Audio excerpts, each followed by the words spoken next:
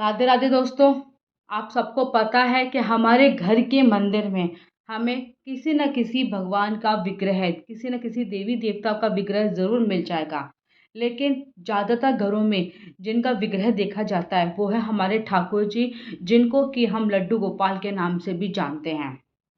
आज की इस वीडियो में मैं आपको बताऊंगी कि हमें ऐसे कौन सी सब्जियां हैं, ऐसे कौन से फल हैं या ऐसी कौन सी मिठाइयां हैं जिनका भोग हमें हमारे लड्डू गोपाल जी को नहीं लगाना चाहिए।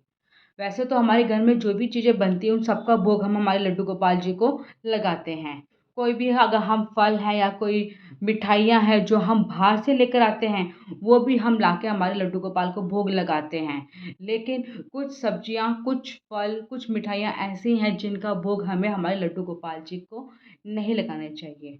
अब करते हैं सब्जियों की बात। तो सब्जियों में मसूर की दाल, बैंगन, मूली और सोयाबीन की बड़ी, चाप, मशरूम की सब्जी, ये सब्जियां ऐसी हैं जिनका कि भोग हमें हमारे लड्डू गोपाल जी को नहीं लगाना चाहिए। अगर रात का बचा हुआ खाना है तो वो भी आप हम लड्डू गोपाल जी को भोग न लगाएं। आप स्वयं ग्रहण कीजिए, लेकिन लड्डू गोपाल जी को रात का बचा हुआ खाना न खिलाएं। फल की बात करते हैं तो फलों में सिर्फ़ और सिर्फ़ जामुन एक ऐसा फल है जो हमें लड्डू गोपाल जी को नहीं खिलाना चाहिए। इसके अलावा आप सारे फल उनको खिला सकते हैं। मिठाइयों की बात करें तो मिठाइयों में से सिर्फ़ और सिर्फ़ उन मिठाइयों को आप लड्डू गोपाल जी को न खिलाएँ जिनके ऊपर चांदी का वर्क लगा हुआ आता है।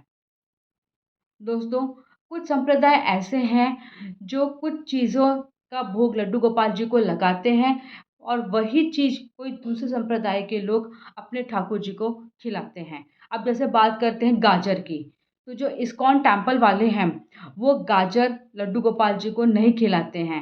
लेकिन जो हमारे राधा वल्लभ जी का मंदिर है, जो हमारे राधा कृष्ण जी के जो मंदिर होते हैं उसमें गाजर का हलवा बना के ज़रूर उनको भोग लगाया जाता है।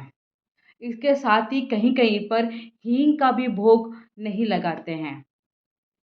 लेकिन कुछ संप्रदाय के लोग ऐसे हैं जो हींग से बने हुए भोजन का भोग हम अपने ठाकुर जी को लगाते हैं और कुछ संप्रदाय के लोग हींग के बने हुए भोजन का भोग ठाकुर जी को नहीं लगाते हैं।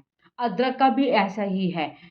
तो जिस भी संप्रदाय को आप मानते हैं, उसी संप्रदाय के अनुसार आप अपने ठाकुर जी की सेवा करें।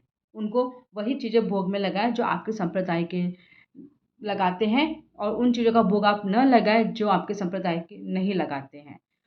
तो ये था आज का वीडियो और इस वीडियो में हमने जाना कि हमें ठाकुर जी को किन-किन चीज़ों का भोग नहीं लगाना चाहिए और और कौन-कौन सी चीज़ें ऐसी हैं जिनको हम हमारे संप्रदाय के अनुसार भोग लगा सकते हैं और किन-किन चीज़ों का भोग हम हमारे संप्रदाय के अनुसार भोग नहीं लगा सकते।